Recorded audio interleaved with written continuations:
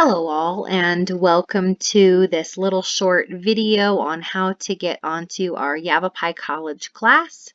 You will see here that I have already gone to yc.edu, and so when I'm ready to go to our class, I'm going to come up here to my YC and click my YC.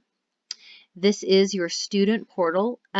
Typically at this point you would put in your login credentials. I'm already logged in, so it just went right to my YC portal.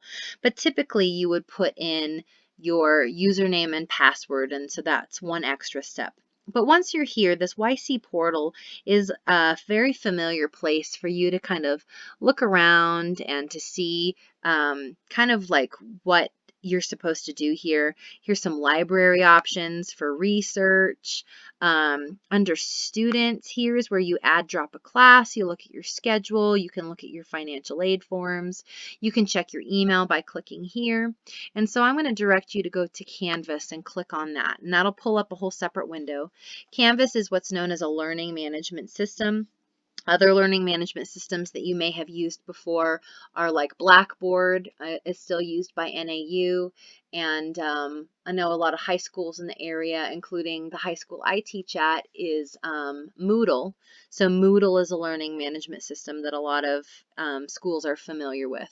And all a learning management system is a place to have your class, to host the articles and the videos and the discussion boards, a place to turn in assignments, a place to view your grades, that kind of thing. So when our class goes live, you're going to click on this one, the short story writing, creative writing 140. You'll see that it is not currently published. And so I'm filming this video before your class is available for you to view. And it will be up on August 17th when classes start. In the meantime, I will attract your attention here to the Creative Writing 140 sandbox. All a sandbox means is it's like a class in progress. And so that's where we will be looking at today, but you will click on the 140 when you're ready. This opening page will probably look a little different when you log on. It'll be a little more welcoming. And I'd like you to click on syllabus to start with. And syllabus is kind of like the place I want you to kind of center on when you first show up, because you'll be able to see a PDF of my syllabus here, and you'll also be able to see a couple of things that I pulled out, just kind of like very beginning level behavior that I expect from everyone in the class. Also on this page, you'll be able to scroll down and see all of the assignments listed for the entire semester. If you're a calendar person like I am, this is really helpful because you know exactly what's expected of you. All the assignment dates are listed on the left. And then in the center here, you have a list of all of those assignments, most of which you'll see are discussion board posts, but you'll see exactly what is due when. And then the times on the right are when they're due. You'll note that everything is due at midnight with the exception of your very first discussion board post. Also, if you're a calendar person, don't feel like you have to write in all of these things on a hard copy calendar or to data entry everything onto your iPhone.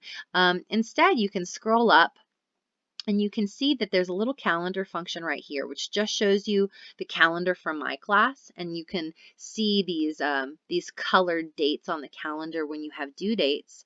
Or another thing you can do, and I'm going to move my cursor over here, there's a calendar on the left. I'm not going to click on it because it will pull me out of the class, but what's nice about that calendar on the left is that it shows you all of your due dates for all of your classes, including any other appointments that you've made through Canvas, like maybe any advising appointments or like a graduation deadline, that kind of thing. So this calendar I think is really helpful because it puts everything in one place, but this calendar is also helpful because it's my class alone and it's visual. I'm a visual learner, so I like visuals. If you click on modules, then you will see where you'll go to do the work for the class. You'll see that I have a getting started tab, and this getting started tab is just, you know, like, what are some questions you have about Canvas? Maybe you want to do something specifically and you're not really sure how to do it. Then there's some questions that can help you with that. This can also link you to the help desk. And then there's some locked components of the course. This is just a little note to remind you that everything is designed to unwind in 2-week intervals. So every week or so, the next 2 weeks will unwind so that you can do the work for that class. I don't want you to work more than 2 weeks ahead.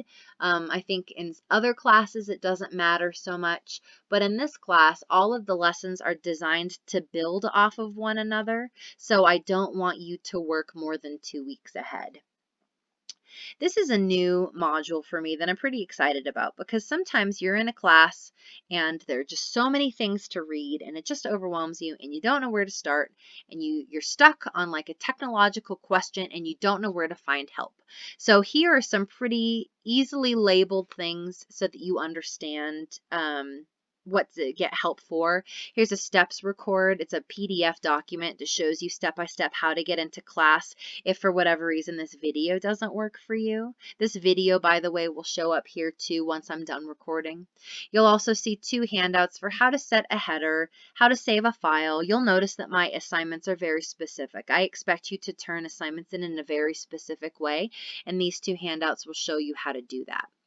And then for your first assignment in your discussion board, I want you to film yourself introducing yourself to the class.